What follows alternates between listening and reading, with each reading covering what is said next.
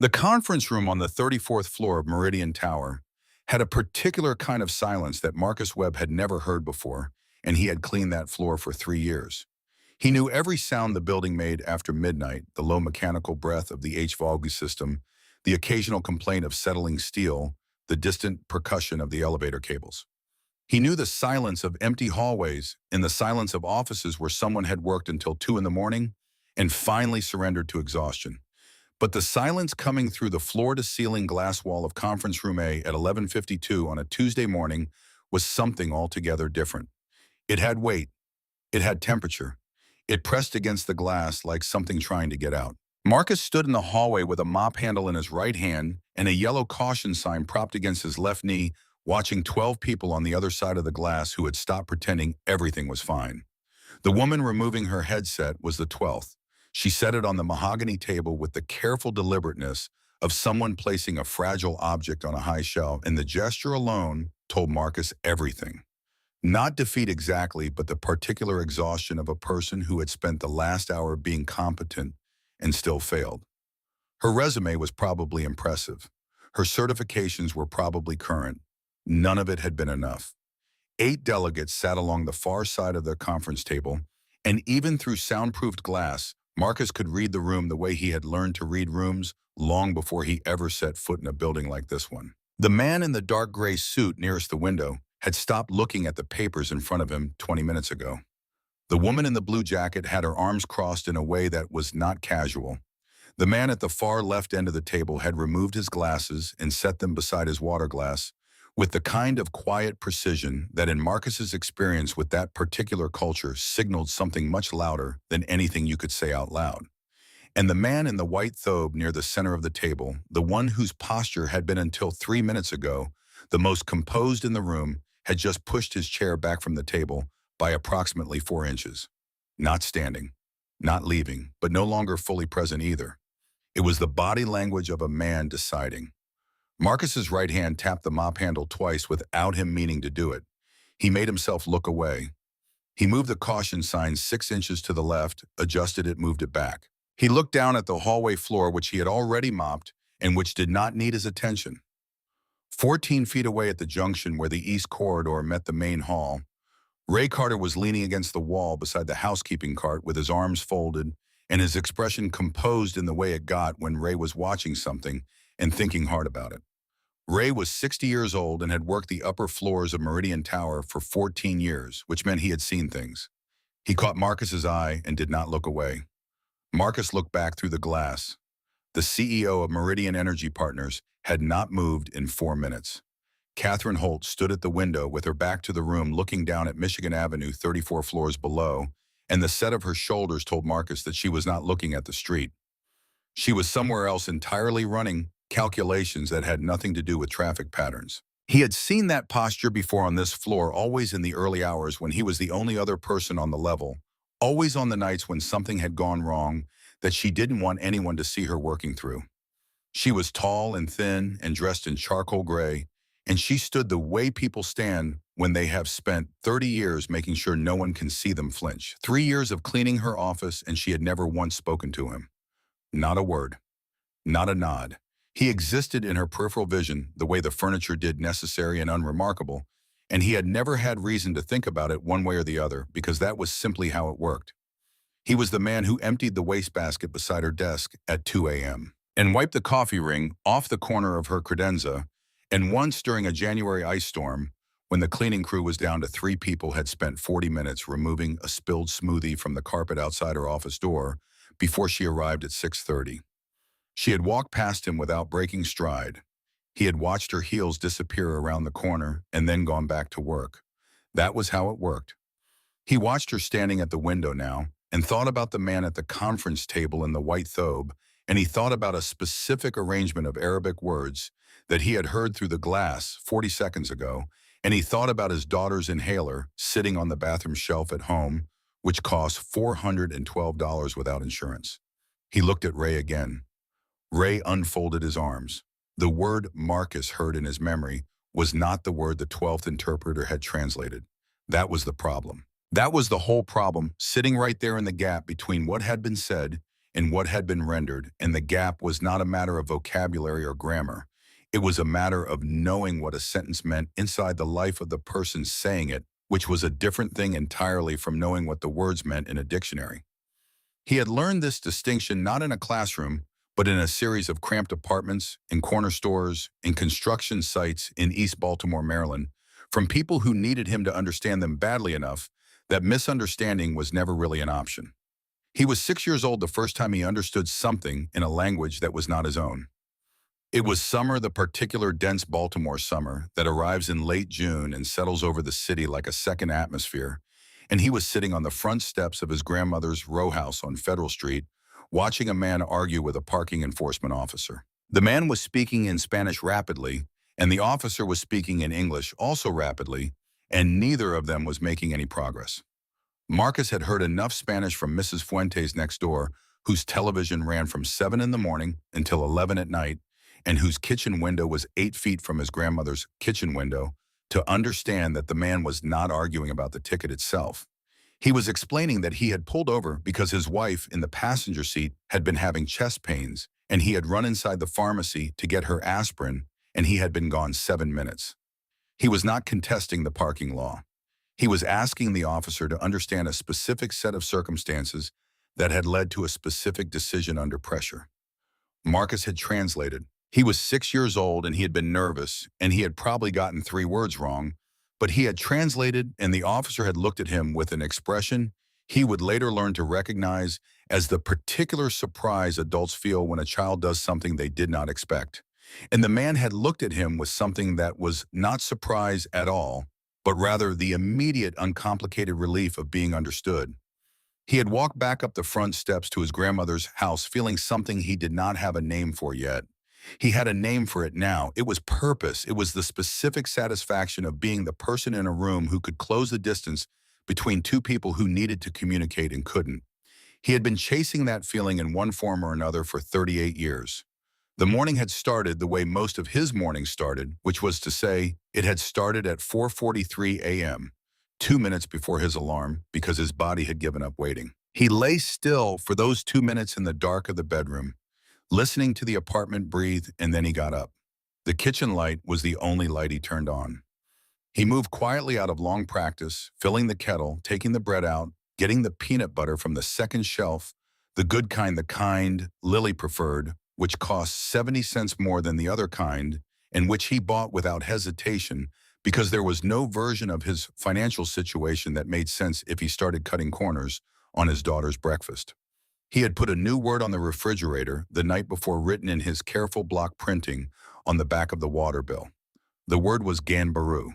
He had looked it up in the small Japanese-English dictionary that Diana had kept on the windowsill in the living room, the one with the cracked spine and the folded back cover that she had carried from San Jose when she moved to Baltimore at 22 years old. The dictionary had lived on that windowsill for 11 years now, first in the apartment on Calvert Street and then in this one, and Marcus read from it 3 or 4 times a week, the way some people read scripture, not always looking for anything specific, but needing the contact. Diana had grown up speaking Japanese with her grandmother in a small house in the East San Jose neighborhood where her family had lived since the 1960s. She had taught him slowly and patiently over the course of 8 years of marriage, laughing at his pronunciation in the early days, in a way that had no edge in it, the kind of laughter that comes from genuine delight rather than comparison. She had been a good teacher. She had been a good many things, and he was still 3 years after losing her in the process of understanding the full dimensions of what was gone. Gambaru meant to persist through difficulty, to give your full effort regardless of outcome to continue. It was not a word that translated cleanly into English, because it carried with it a whole set of assumptions about what effort was for and who it was owed to. He had written it on the water bill at 11:30 the previous night, sitting at the kitchen table while Lily slept, and he had thought about how there was a version of his life in which he would have been paid to think about exactly this kind of distinction, the gap between what a word said and what a word meant in context, and how that version of his life was not this version, and how he had made his peace with that a long time ago and occasionally had to make it again. Lily came down the hallway at 6:05 with her hair going in 3 different directions and her school backpack already on her back, which meant she had packed it the night before, which meant she was thinking about something she wanted to get to. She was 9 years old and already intensely purposeful about her mornings in a way that reminded Marcus of Diana, and that made his chest tighten every time he noticed it. She sat down at the kitchen table and saw the refrigerator immediately. Gambaru. She said it slowly, working out the syllables the way he had taught her, landing on each one with deliberate weight. What does it mean? It means keep going even when it's hard. She turned it over in her mind, chewing the edge of her toast. Is that different from just try? Yeah, trying is about starting. Gambaru is about not stopping. She nodded as if this confirmed something she had already suspected. You're doing that right, the Gambaru thing. Every day. She looked at him over the toast with Diana's eyes, which were brown and direct, and had always had the quality of seeing somewhat past whatever was on the surface of a thing. Good, she said with the gravity of someone much older delivering a verdict they had been considering for some time. He walked her to school at 7:15, the two of them making their way down Morgan Street in the pale October light that had not yet committed to warmth, their breath showing faintly in the air. The walk was 12 minutes, and he took it at her pace, which was not slow, but was interested in things: the pattern of frost on a car window, a dog watching them from a second-floor apartment, a chalk drawing on the sidewalk that had survived the last two rainstorms and was now barely legible but still present. She had Diana's habit of moving through the world as if it owed her information, and she collected these small observations without comment, the way other people collect coins. At the gate of Crawford Elementary, she stopped and turned to face him with a seriousness that he recognized as preparatory. Mrs. Hendricks is having us write about our family history today, she said. Can I write about Grandma's house in Baltimore? Of course, and about Japan, about great-grandma Keiko. That's your family. Write about all of it. She considered this. Some kids don't know anything about where their families came from. That's okay, too. Everybody's working with what they have. She thought about this for a moment and then nodded and went through the gate, and he watched her until she disappeared into the building, and then he stood there for an extra few seconds, the way he did every morning, just long enough to be certain she was inside before turning back toward the street. He took the bus north on Clark to pick up the Meridian cleaning shift, which started at 8 on the mornings when they needed extra coverage on the executive floors. This was not his regular shift. His regular shift was the overnight, starting at 11 and running until 6, but the building manager had called him the previous Thursday to ask if he could pick up some daytime hours for the week because they had a major international meeting scheduled and the executive floors needed to be spotless going in. He had said yes because he always said yes when they offered extra hours, and because his financial situation had the quality of a structure that was sound but did not have a lot of tolerance for surprises. He changed in the staff locker room in the basement and took the service elevator to 30 with his cart, and for the first 2 hours the morning was unremarkable. He worked his way methodically through the hallway outside the executive conference rooms, polishing the glass walls with the particular attention they required, emptying the small trash bins beside the corridor's seating alcoves, running the microfiber cloth along the baseboards in the way the building's cleaning standards required. He had been doing this work for 2.5 years and had achieved a kind of fluency with it, not automaticity, which would have implied that his mind was elsewhere, but genuine fluency, which meant he could do it well and be fully present at the same time. The building had started filling up around 9 with the arrivals for the international meeting. He had seen meetings like this before: the black cars outside, the extra security personnel stationed at the elevator banks, the way the receptionist on 34 had that particular controlled energy that comes from knowing that a large number of important things are depending on a large number of small things going exactly right. But this one was larger than usual. He counted 8 distinct delegations coming through in groups of 2 and 3 over the course of an hour, each accompanied by at least one Meridian executive in the particular kind of dark suit that meant serious money and the awareness of being seen. Ray had been assigned to 34 as well, and Marcus had passed him twice in the corridor during the setup period, both times exchanging the small nod that served as their primary mode of communication during working hours. They had been working alongside each other for 2.5 years and had arrived gradually and without ever explicitly deciding to at the kind of friendship that is built entirely from small, consistent acts rather than from conversation. Ray was 60 years old, had a bad right knee that he mentioned approximately once a month and then did not mention again, and had the quality that Marcus had come to think of as durable, not optimistic exactly, but oriented toward continuation regardless of circumstances, which in Marcus's experience was worth considerably more than optimism over the long run. It was Ray who had been present the previous April when Marcus had translated for the maintenance worker. The man's name was Carlos, and he had been working with an outside electrical contractor, doing something to the conduit on 31 when something went wrong. Not seriously wrong, but wrong enough that he was sitting on the hallway floor with one hand on his forearm when Marcus came around the corner with his cart.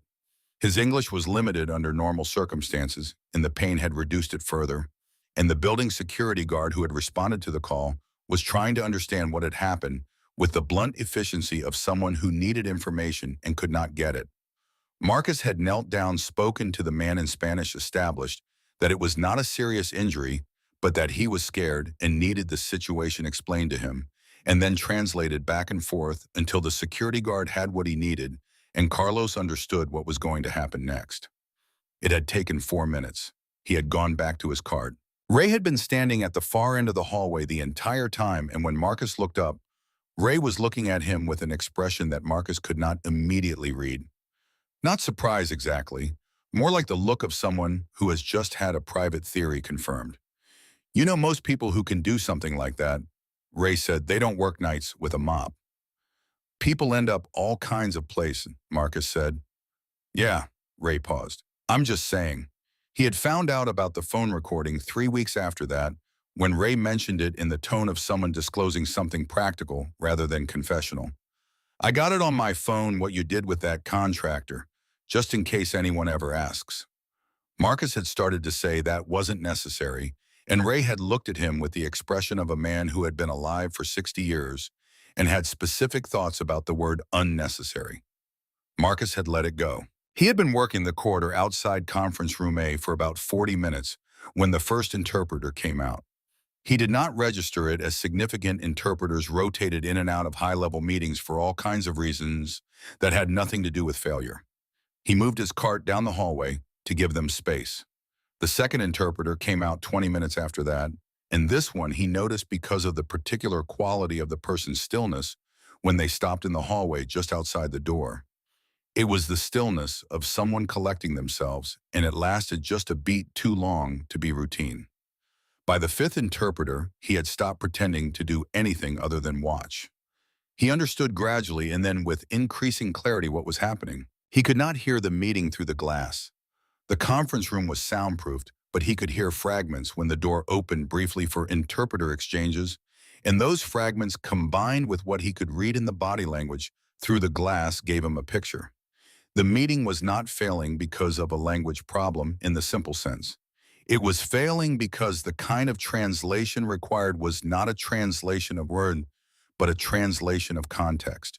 The particular cultural weight that certain phrases carried, the specific register that a business proposal needed to land in to be received as respectful rather than presumptuous.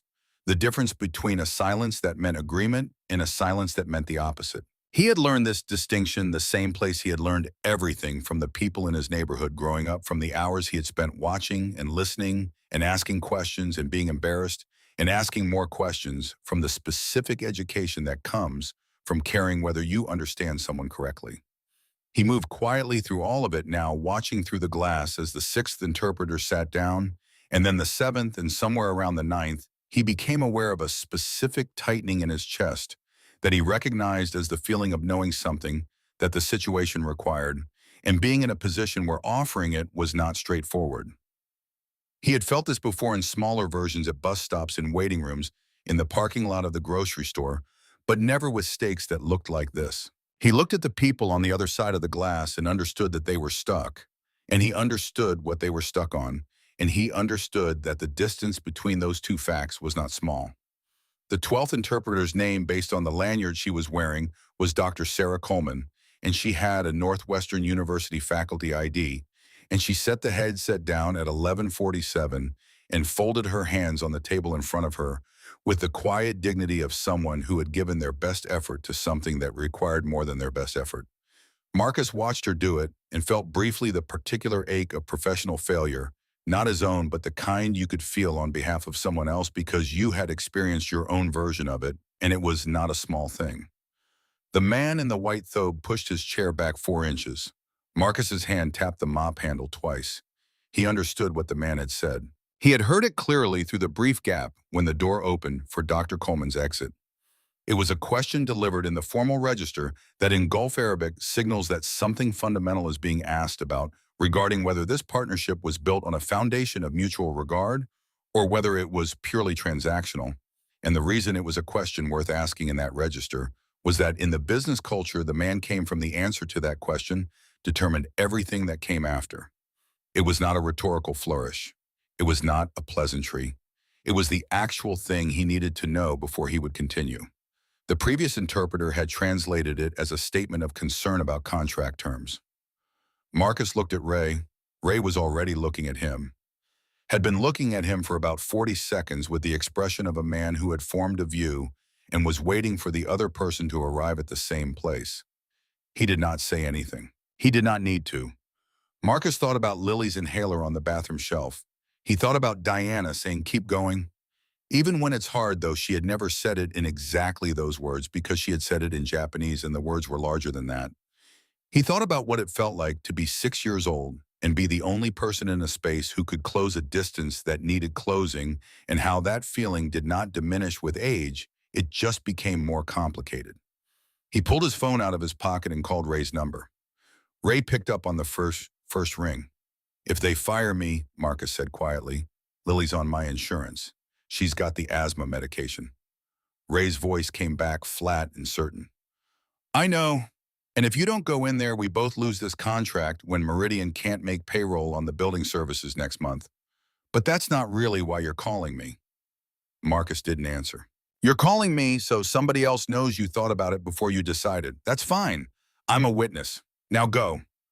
I need you on record that this wasn't unauthorized entry." The sound of a phone already raised. "I've been recording since you called." Marcus looked through the glass one more time. Catherine Holt was still at the window, and her shoulders had taken on the particular angle of someone who was running out of calculations. The man in the white thobe had not moved from his 4-inch withdrawal, but his hands on the table were still, which meant he was still waiting, which meant there was still time. He thought about something his grandmother had told him when he was about 12 on a summer evening, sitting on the same front steps where he had done his first translation 6 years earlier.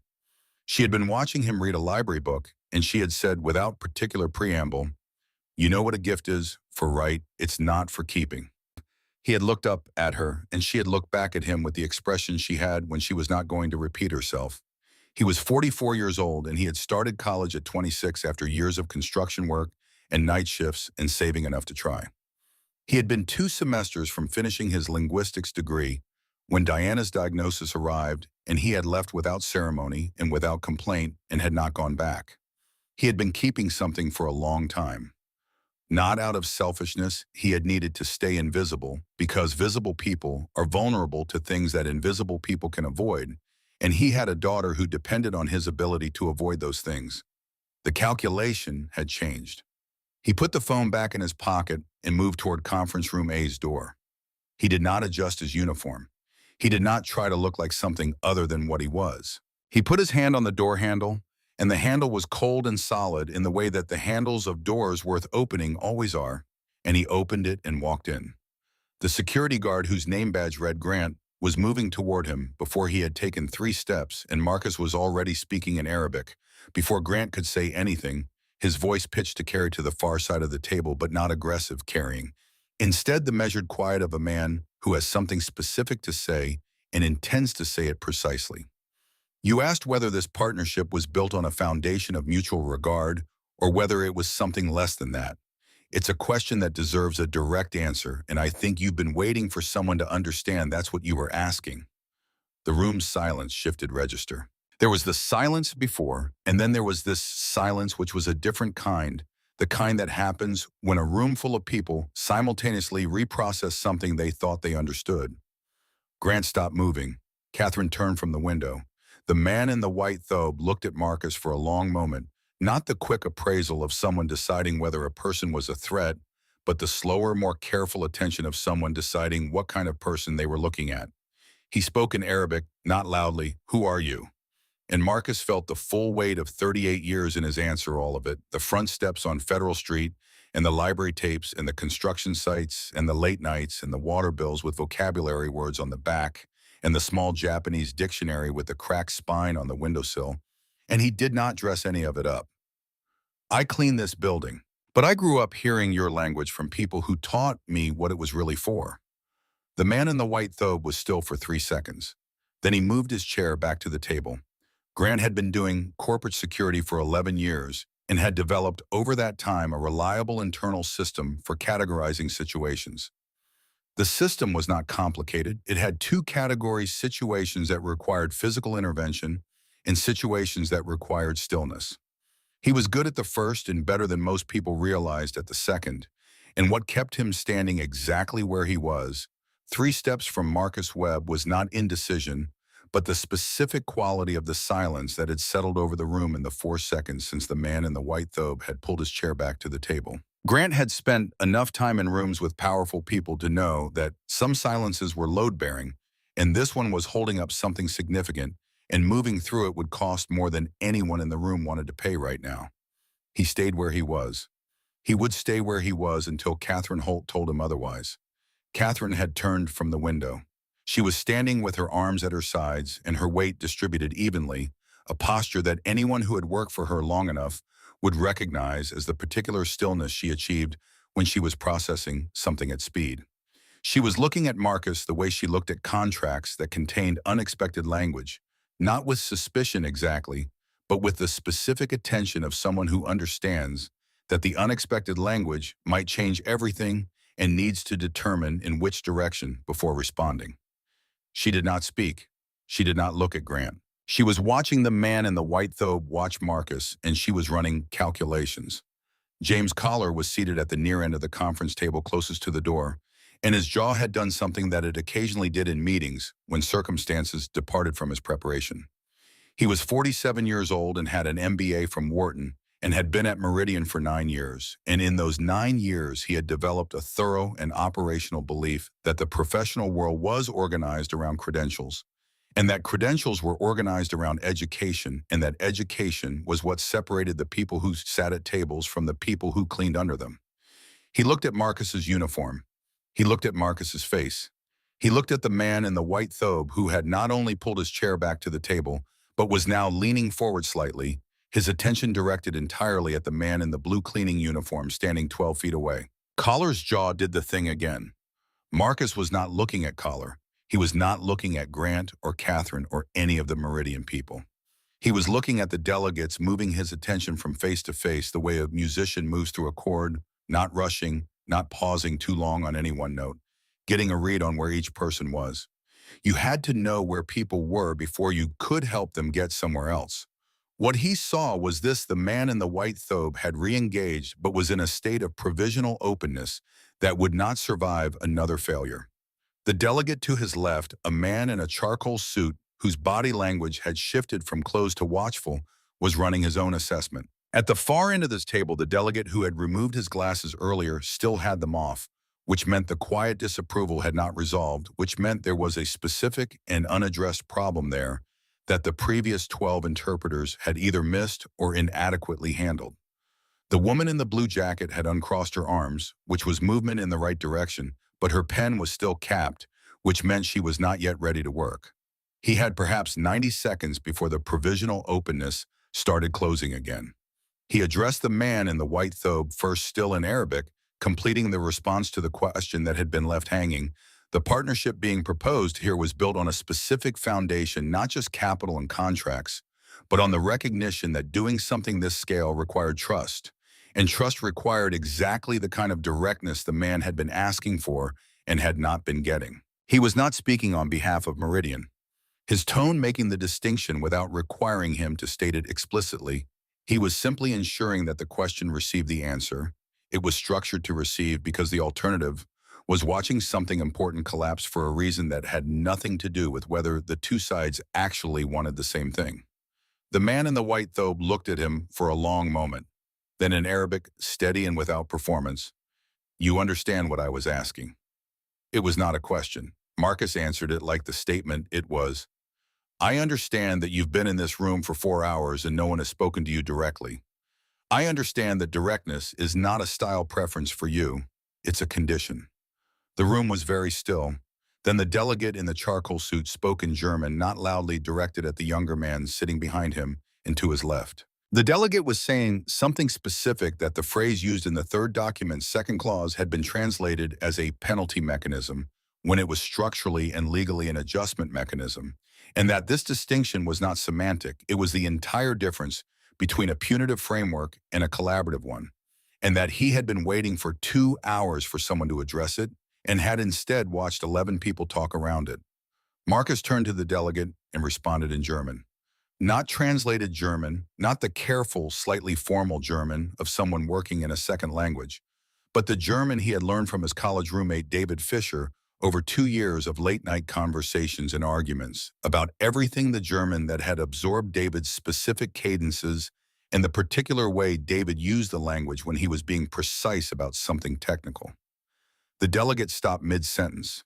His attaché sat up slightly straighter. Marcus addressed the specific clause, walked through the structural distinction between the two framings, and explained in the legal register the delegate had been using exactly what the intended meaning was and why the translation had created a misreading that was serious enough to explain the delegate's posture for the last several hours. The delegate, his name Marcus now saw on the placard, was Hartman. Looked at him with the expression of a man who has been cold for a long time and has just walked into a heated room. He did not say thank you. He nodded once firmly and uncapped his own pen. That was when Catherine Holt moved. Not toward the door, not toward Marcus. She moved to the chair at the head of the table and sat down, and the act of sitting down in that chair, in that moment, was itself a kind of statement.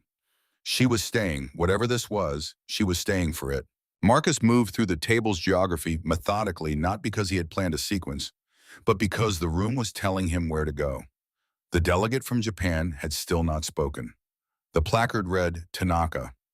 He had been present for 4 hours and had contributed nothing audible, and the specific quality of his silence was something Marcus had learned to read from Diana, who had explained it to him not as a cultural fact to be memorized, but as something alive in certain contexts among certain people. Sustained silence in a meeting is not patience, and it is not assent. It is the sound of serious and unresolved concern being held with great discipline. He turned to Tanaka and addressed him in Japanese using the formal register, the specific tier of honorific language that acknowledged Tanaka's position without being elaborate about it, which was the register that signaled genuine respect rather than performed deference. He asked directly and without preamble whether there was a matter that had not yet been addressed adequately. Tanaka looked at him.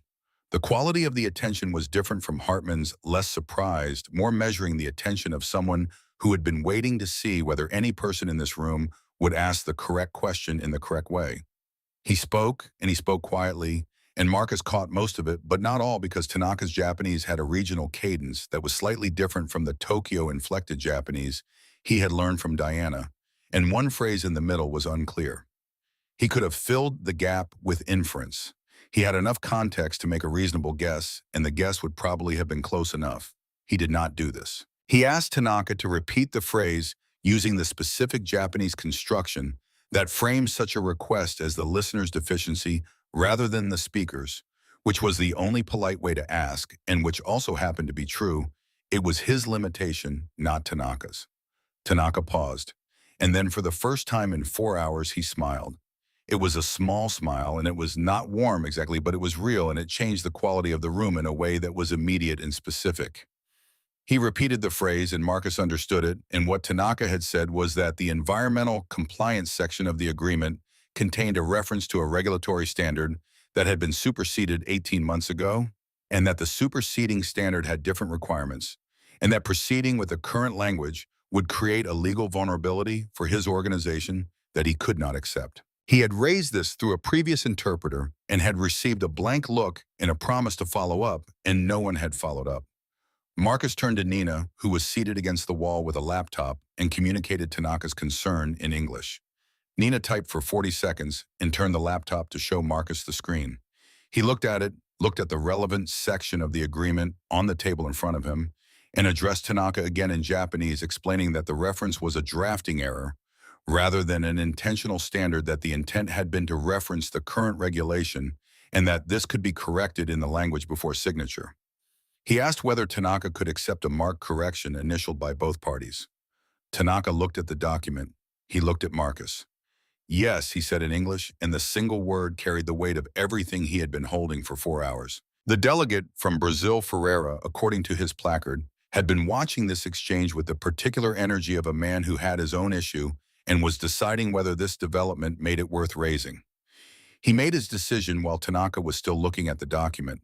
He spoke in Portuguese quickly, and what he said was that the profit-sharing formula in Section 7 used a calculation methodology that was standard under U.S. tax law, but would create a compliance problem under Brazilian law, not because the numbers were wrong, but because the framing implied a structuring approach that Brazilian revenue authorities had specific and documented skepticism about, and that proceeding with the current framing would expose his organization to an audit risk they had not agreed to accept. Marcus responded in Portuguese. Not the Portuguese of language software programs, the Portuguese of the construction site on Pratt Street, the fluid specific Portuguese of a man named Andrade, who had grown up in Sao Paulo and brought his language with him to Baltimore, the way everyone brought everything that mattered folded into the fabric of how they moved through the world. He acknowledged the concern, addressed the specific audit risk, and proposed a reframing of the methodology description that preserved the economic intent while using language that the Brazilian regulatory framework would read differently. Ferreira listened, thought about it, tapped his pen on the table twice in rapid succession, and then said the reframing would work.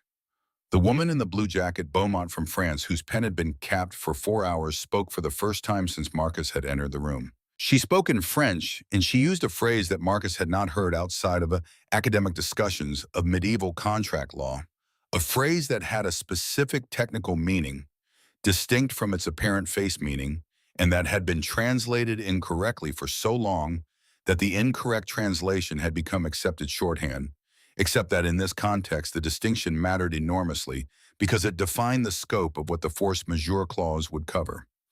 He answered in the French he had assembled from the library shelves, in the donated textbooks, in the old recordings at the branch on North Avenue, the French, that had been shaped indirectly by a woman named Mrs. Arsenault, who had come to the library every Thursday for 2 years to donate materials, and who had once, when Marcus was 19 and working the reshelving cart, spent 45 minutes explaining the difference between formal and legal French because he had asked, and she had been a retired professor of French literature at Loyola. And old habits do not actually die, they just wait for someone to ask the right question. He addressed the phrase, made the distinction, explained what the clause was intended to cover and what it was not, and watched Beaumont's pen come uncapped. He was not performing. That was the thing he could feel about himself in this room, the thing that was different from what had come before. He was not converting text from one code to another. He was doing what he had always done, which was listen to what people actually meant and find a way to carry that meaning across the distance between them without losing anything essential in transit. It was the same work he had done on Federal Street at age 6 and in the parking lot outside the pharmacy and in the elevator on the 31st floor. The room was larger and the stakes were different and the uniform was wrong, and none of that changed the fundamental nature of the work. It was 1:15 when his phone vibrated in his pocket. He was mid-sentence in Japanese, finishing a clarification for Tanaka about the corrected regulatory reference. He did not reach for the phone. He completed the sentence. Then, in the brief transitional pause before Hartman's attaché raised a follow-up question, he took the phone out just far enough to see the screen. Crawford Elementary School nurse. He read the preview text. Lily had a fever of 101.4. She had been in the nurse's office for 30 minutes. They needed her to be picked up. He put the phone back in his pocket. The attaché was asking about the adjustment mechanism language, specifically whether the corrective protocol described in Section 12 was consistent with the reframe clause in Section 4.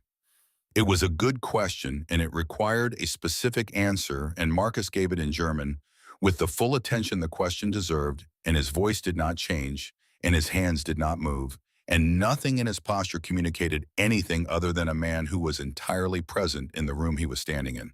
But something had changed in the background of his mind. There was the layer of the room he was standing in, and a layer beneath it where his daughter was sitting in a nurse's office with a fever, and the second layer did not stop existing because the first layer required his attention. This was not a new experience. This was the permanent condition of being the only parent, the way a sound that becomes constant eventually stops being noticeable without ever actually stopping. He had been managing both layers simultaneously for 3 years. He managed them now. What he did not know, what he would not know for another 3 hours and 40 minutes was that Ray Carter had seen him look at the phone. Ray was in the hallway visible through the glass, and he had been watching the room with the focused attention of a man who had never stopped paying attention even when the world had stopped paying attention to him.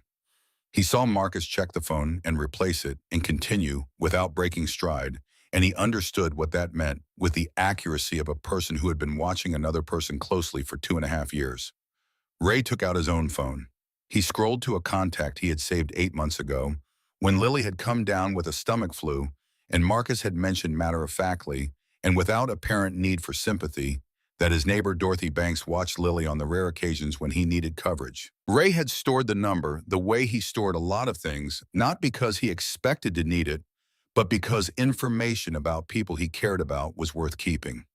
He sent Dorothy a text that was 9 words long and specific about what was needed and where, and then he put his phone back in his pocket and went back to watching the room. He did not tell Marcus. It was the kind of situation where the most useful thing one person could do for another was handle the thing the other person couldn't handle right now and not make it into a moment. At 2:08, Collar leaned toward Catherine and spoke quietly in a register that he intended to be private. Nina, seated against the wall with the laptop, could hear it, and her expression shifted in a way that told Marcus the content was not favorable. Marcus filed this and continued working through a point about the Chinese observation delegation's concern regarding transparency protocols, which required him to move between Mandarin and English in a way that was genuinely demanding, because the specific terminology the observation delegate used was technical and industry-specific and sat at the edge of Marcus's functional vocabulary in that language. He worked carefully. He asked for one clarification. He got the answer right.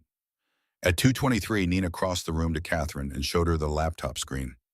The moment it registered on Catherine's face was not dramatic, a slight stillness, a fractional change around the eyes. She read it twice. Then she looked up at Marcus. Collar had seen it too. He stood up and moved to Catherine's end of the table, keeping his voice low. "We have a procedural problem. He hasn't signed the NDA. Legally, everything he's heard in here today."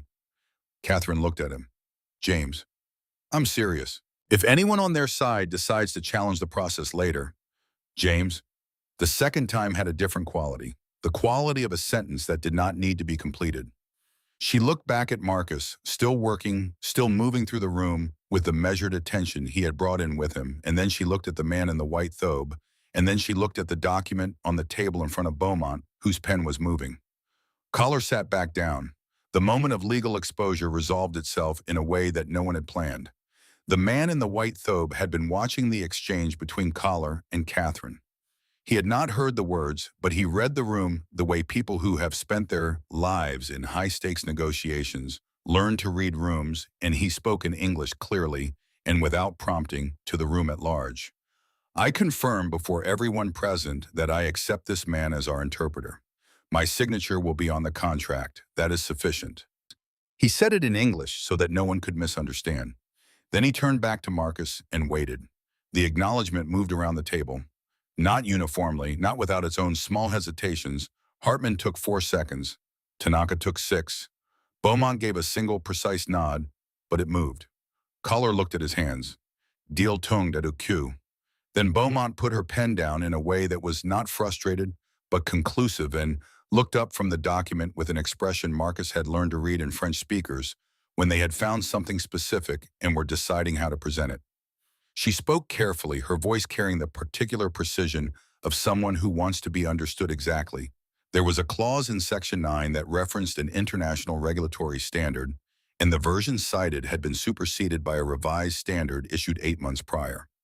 The revised standard carried different compliance requirements. Proceeding with the current language would create a structural vulnerability in the agreement that any competent lawyer on either side would eventually find, and finding it after signing would be considerably more damaging than finding it now. The Meridian legal team at the side table had gone very still. The lead counsel, a man named Briggs, who had been at Meridian for 11 years, looked at the clause and then looked at his associate and then looked at the table in the way of someone performing an internal audit of a very bad few seconds. Marcus had 8 seconds of silence in which to determine whether he knew enough to be useful. He did not know the specific regulatory standard Beaumont had cited by name. What he knew was a French legal form he had been following for 18 months to maintain his technical vocabulary in that language.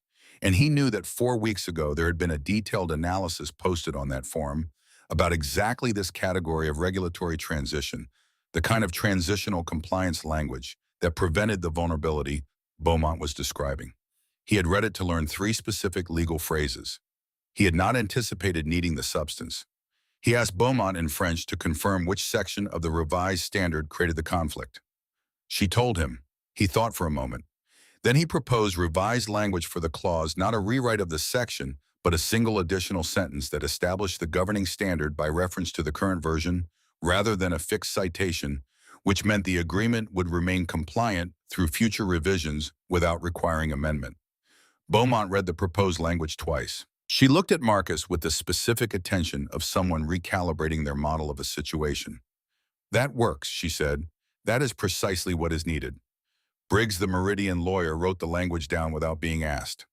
Caller said to no one in particular, and to the room in general, in the flat tone of a man whose internal model has just been revised against his will, "The cleaning staff just caught something our legal team missed." Nobody answered him. There was nothing to say that the room had not already said more clearly. The document that came out of the final 30 minutes was better than the document that had gone in. The corrections were real, the reframings were legally sound, and the clarifications had resolved ambiguities that would have surfaced 6 months later during implementation and caused exactly the kind of expensive relationship-damaging disputes that make international partnerships fail, not at the table but in the field. Marcus was aware of this and said nothing about it because there was nothing to say. It was simply what careful work produced. The handing around of pens took 12 minutes. Ferreira signed with the particular flourish of a man who has been waiting to sign something for a long time. Hartman signed with precision.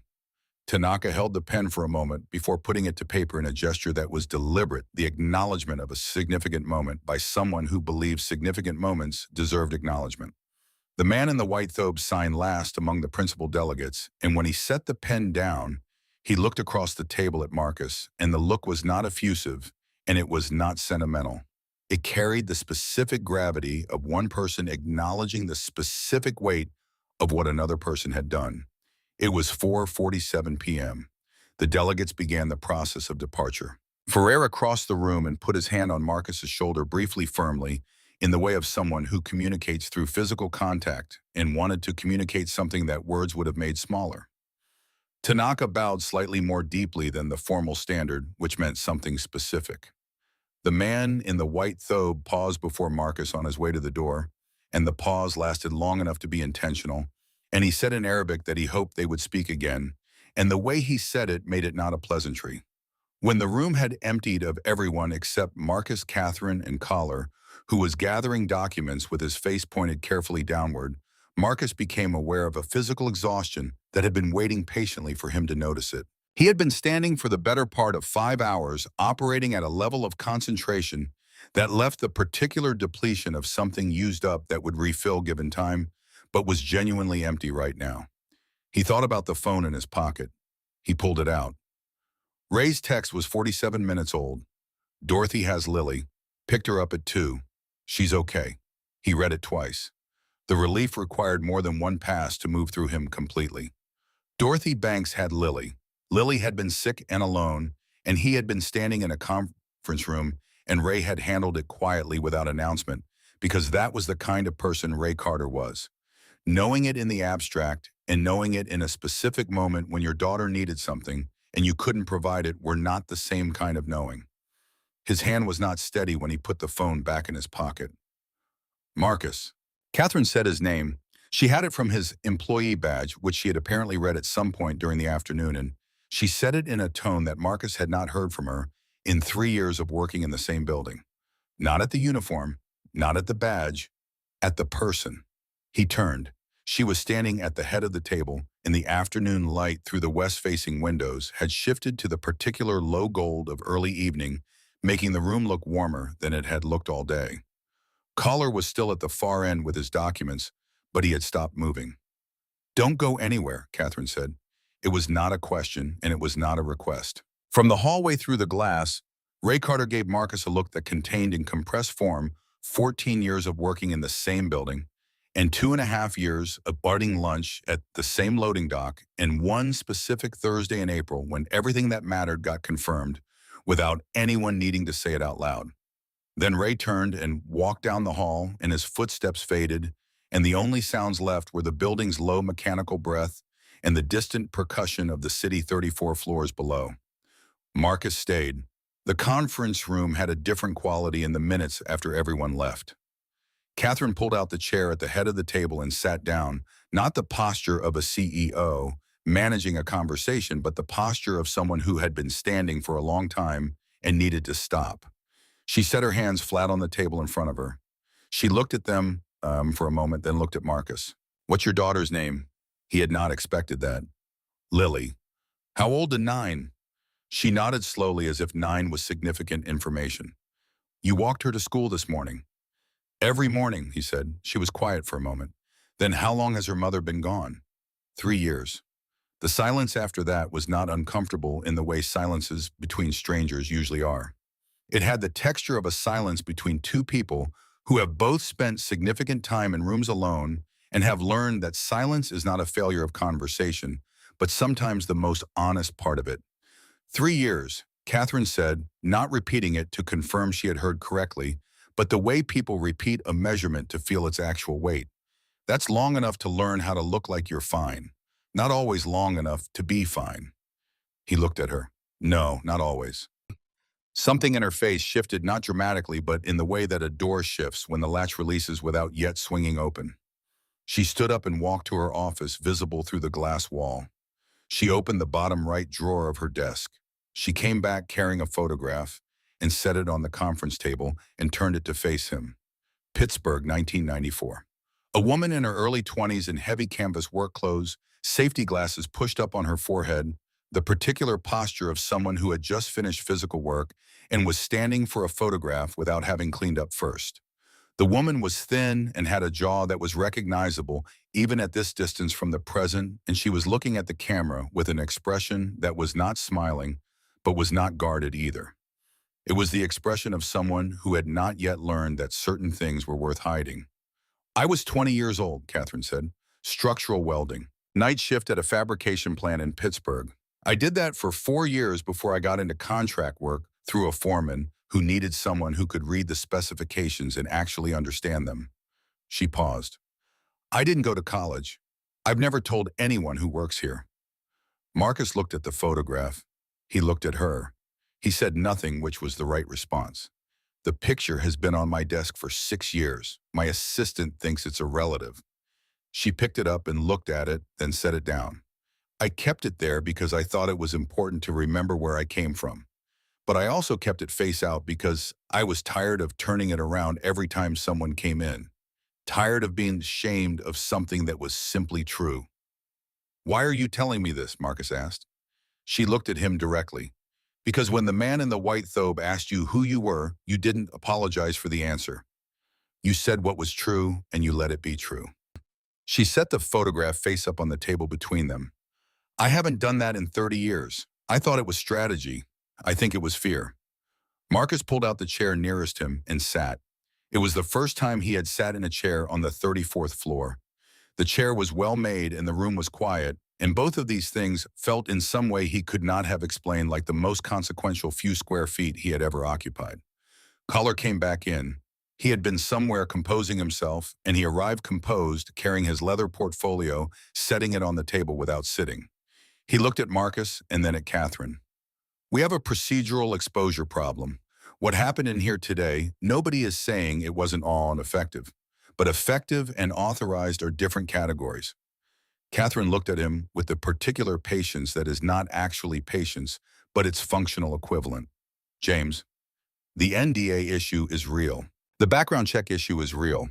If any of those delegations has a lawyer who wants to revisit, James, the same word, same tone, and this time it had a conclusion in it.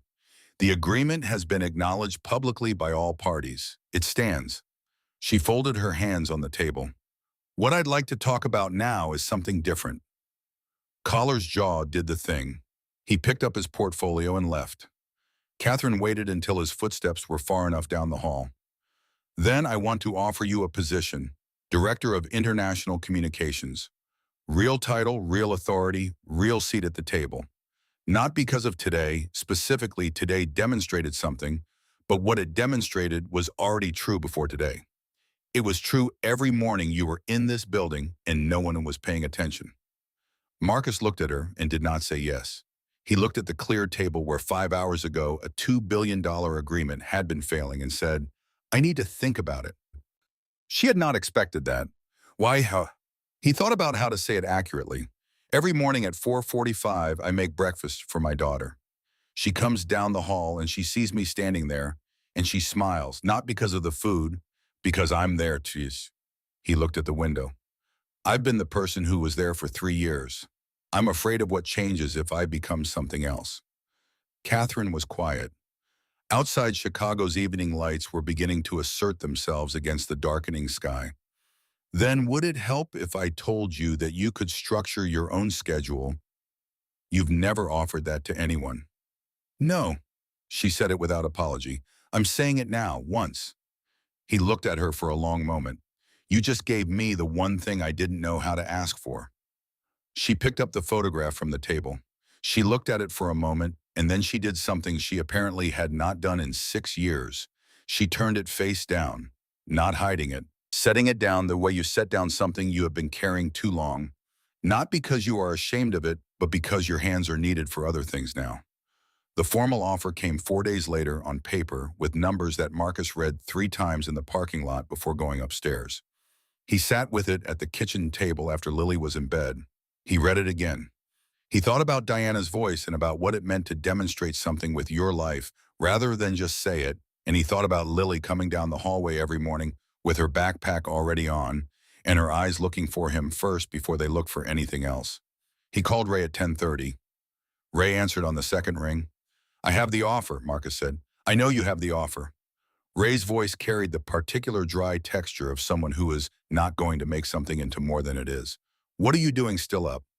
Thinking. About what exactly, whether you deserve it, because that's the wrong question. I know it's the wrong question. Then what? Marcus was quiet for a moment. You texted Dorothy without telling me.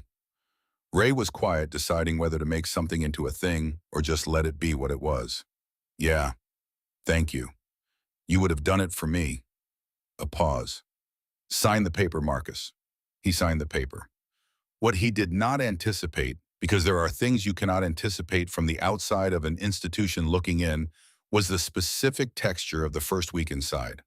The offer had described a role and a title and a compensation structure, and it had described none of the actual experience of arriving at Meridian Tower through the front entrance, badging in at the executive elevator, stepping out on 34, in a suit he had bought the previous Saturday, while Lily watched from a chair and offered assessments that were frank to the point of being useful.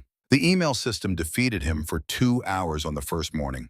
He sat in front of the computer with 47 unread messages, in the particular paralysis of a person who is entirely competent at the actual work they were hired to do and entirely unprepared for the administrative infrastructure surrounding it.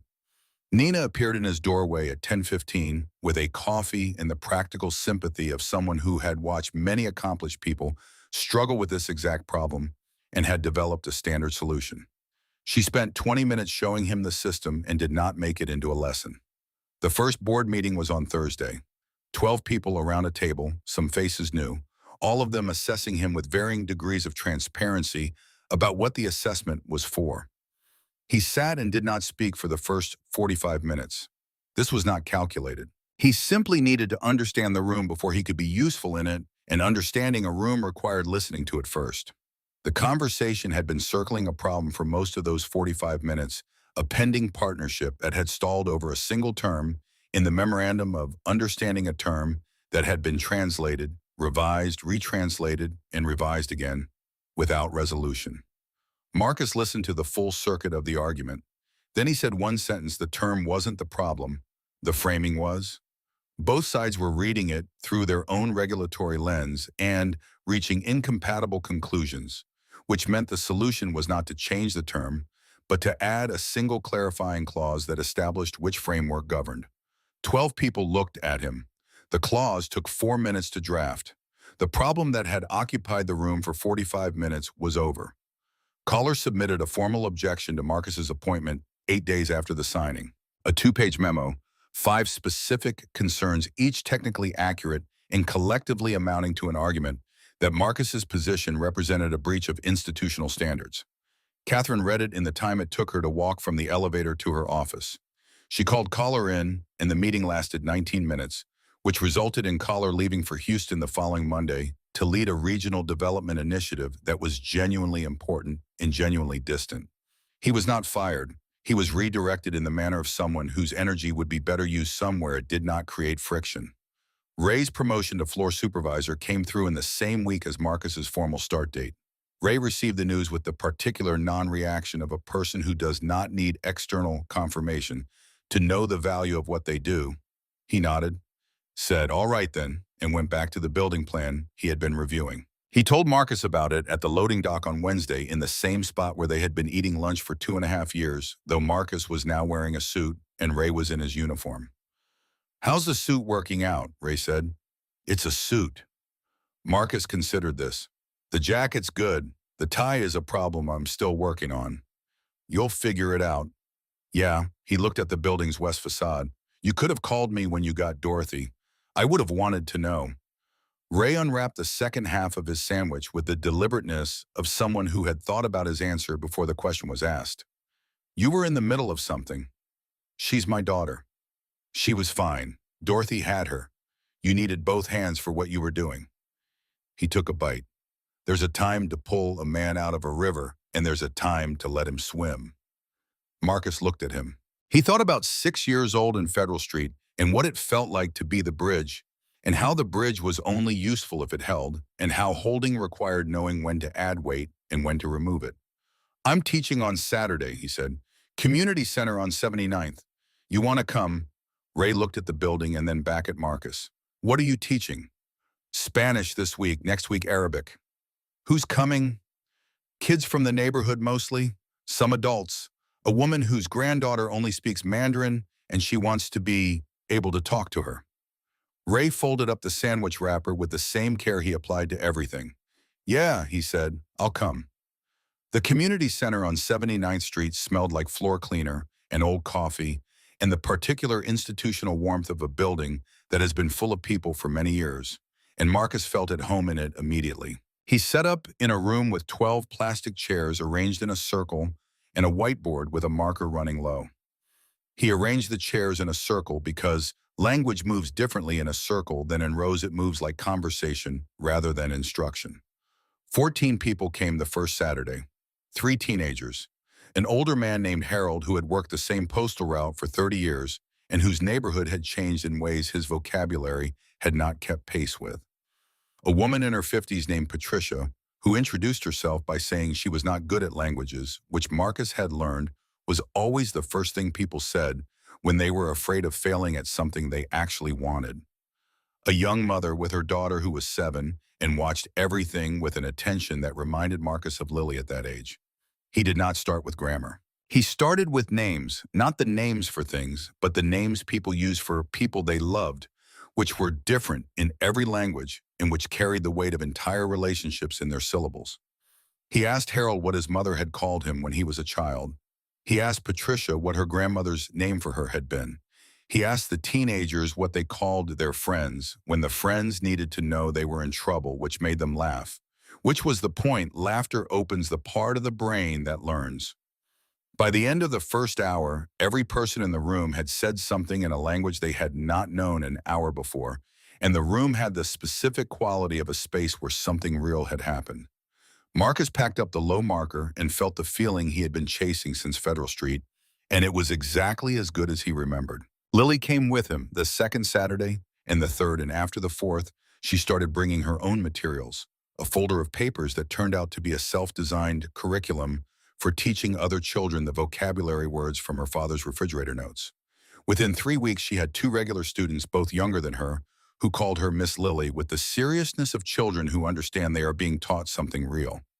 Marcus watched her run her portion of the class one Saturday in November, while he worked with Harold on the challenge of moving from comprehension to fluency. He watched Lily hold up a card with Japanese characters on one side and an English word on the other, watched her correct pronunciation with the same mixture of gentleness and precision Diana had used, and understood that some things are transmitted not through instruction, but through proximity, through watching someone you love do something with care, and having the care become part of how you see the world. He found the letter in the box at the bottom of the hall closet in April. He had been reorganizing, motivated by the particular spring impulse toward order that comes when you have been carrying disorder for a long time and finally have the stability to address it. The box was Diana's her things packed carefully 3 years ago, and not opened since because there had not been a right time. At the bottom, in a white envelope with his name in Diana's handwriting, slanted left always in a hurry toward, the next thing was a letter he had never seen, written on the outside. Do not open when you are sad. Open when you have a reason to be glad. He sat on the hallway floor with the envelope in his hands and understood that she had known him well enough to know the distinction would matter, that he would need a reason to be glad before he could receive what was inside, because whatever was in it would need to land somewhere that could hold it. He had a reason. He opened it. Her handwriting inside was the same slanted left. She had written it in English, but there was one word in Japanese near the middle, not translated, just placed there, the way she had placed things, trusting him to understand. She had written that she knew about the federal program. She had known since the first year when she had found the withdrawal confirmation in a file while he was at work, and had put it back without saying anything because she understood he would not want her to feel responsible. She had never said anything. But she had wanted him to know when the right time came that she had known all along what he gave up, and that she had not spent a single day taking it for granted, not one, not even the hard days when she was sick and frightened, and it would have been easy to be so consumed by her own fear that she forgot about his. The word in Japanese near the middle was ganbaru. She had written at the end, I think you will find your way back to both things. I always thought you would. Don't be surprised when it happens. He sat on the hallway floor for a long time. The apartment was quiet in the specific way it was quiet when he was in it alone, not empty, because rooms where you have lived with people do not become empty when those people leave. They become full of a different kind of presence that is both less than the original and more than nothing. He sat in that fullness and read the letter twice more, and then folded it carefully and put it back in the envelope. He held it against his chest for a moment, feeling its small and absolute weight, and then he held it there a moment longer, because some things deserve to be held before you put them somewhere safe. When Lily came home from school that afternoon and found him still sitting on the hallway floor with the box beside him, she did not ask what had happened. She was 9 years old, and she had been reading her father for 9 years, and she understood with the accuracy of someone who has been paying close attention for a long time that this was not a moment for questions. She set her backpack down, careful and quiet, and sat beside him on the floor. She leaned her head against his shoulder. He put his arm around her. Outside, the April light was doing something generous to the color of the walls, and somewhere down the block, a neighbor's dog was making the specific complaint it made every afternoon around this time. And the city went on being itself in all the ways cities do, indifferent and full of life, and the two of them sat in the middle of it together, which was the thing that had always mattered most, and which Marcus understood with a clarity he had not expected to feel so cleanly, was also the thing that was going to be all right.